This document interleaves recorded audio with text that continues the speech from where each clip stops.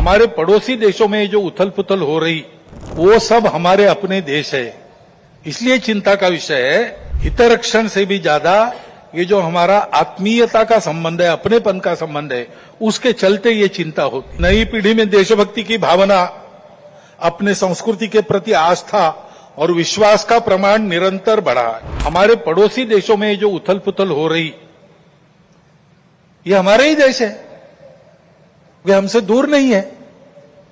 कुछ वर्ष पूर्व भारत ही थे, हमारे अपने हैं।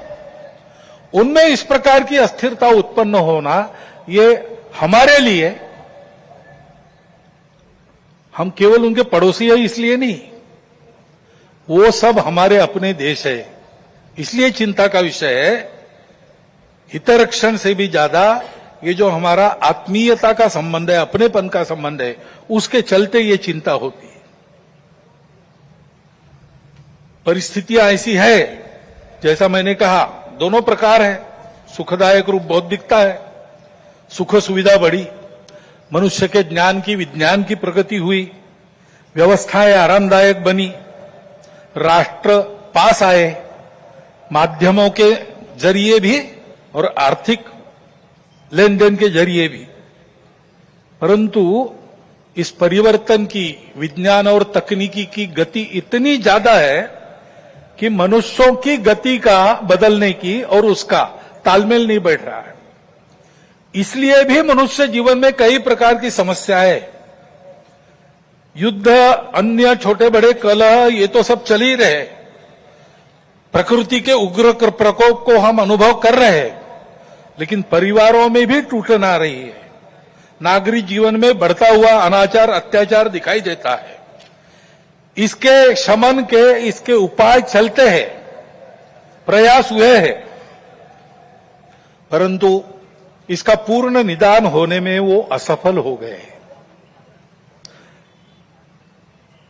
और उसके ऊपर अस्वस्थता, कलह, हिंसा को बढ़ाते हुए विश्व में सब प्रकार की परंपरा, मांगल्य, संस्कृति, श्रद्धा, इसका संपूर्ण विनाश ही आगे परिवर्तन लाएगा। ऐसी उल्टी विचारधारा, विपरीत विचारधारा और घातक विचारधारा लेकर चलने वाला एक नया पंथ उदय में आया। बहुत पहले आया, आजकल वो भारत में भी अपने हाथ पैर फैलाने की कोशिश कर रहा है।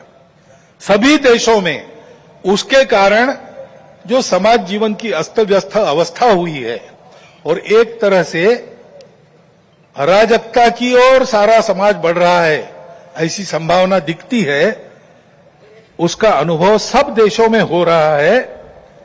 और इसलिए इन सारी परिस्थितियों को लेकर विश्व जब पुनर्चिंतन करता है तो वो भारत की ओर अपेक्षा से देखता है। भारत इसका कोई उपाय निकाले, ऐसे विश्व में भी अपेक्षा है।